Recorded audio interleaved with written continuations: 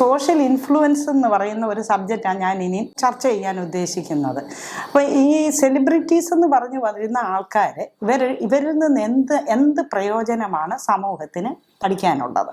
നമ്മളുടെ കുട്ടികൾക്ക് അല്ലെ യങ് ജനറേഷന് അല്ലെ സോഷ്യലി എന്ത് മെസ്സേജാണ് ഇവർ സമൂഹത്തിന് കൊടുക്കുന്നത്? ഇപ്പം അതിനൊരു എക്സാമ്പിൾ ഞാൻ പറയാം. ഇപ്പം മമ്മൂട്ടി അല്ലെ മോഹൻലാൽ അല്ലെ ശോഭന, മഞ്ജു വാര്യർ, പിന്നെ സയൻറ്റിസ്റ്റുകൾ, ഇവരൊക്കെ വർഷങ്ങളോളം ഡെഡിക്കേറ്റഡായിട്ട് അവരുടെ കല അവരുടെ പാഷനാക്കി അവർ പ്രവർത്തിച്ചത് കൊണ്ടാണ് അവർക്ക് പിന്നെ ഒരു ടൈമിൽ അതിൽ നിന്ന് അവർക്കൊരു പ്രയോജനവും സമൂഹത്തിന് അവരെ കൊണ്ട് പല കാര്യങ്ങൾ പഠിക്കാനും ഉള്ളത്.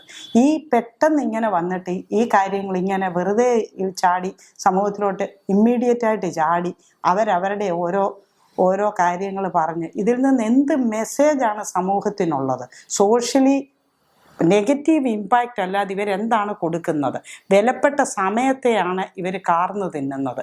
നെഗറ്റീവായിട്ടുള്ള സബ്ജക്റ്റുകളാണ് ഇവർ ചെയ്യുന്നത്. ഇപ്പം എക്സാമ്പിൾ ഒരു ഡ്രസ് കോഡ് തന്നെ. ഇവർ സാധാരണ ഒരു സോഷ്യൽ നോംസിന് ചേരാത്ത രീതിയിലുള്ള ഡ്രസ് കോഡുകൾ കാണിക്കുമ്പം യങ് ജനറേഷൻ അതിലേക്ക് എടുത്ത് ജമ്പ് ചെയ്യുകയാണ്. അപ്പോൾ പേരൻസിനെ നിയന്ത്രിക്കാൻ പറ്റാത്ത ഒരു തലമുറയാണ് ഇപ്പം വളർന്നു വരുന്നത്.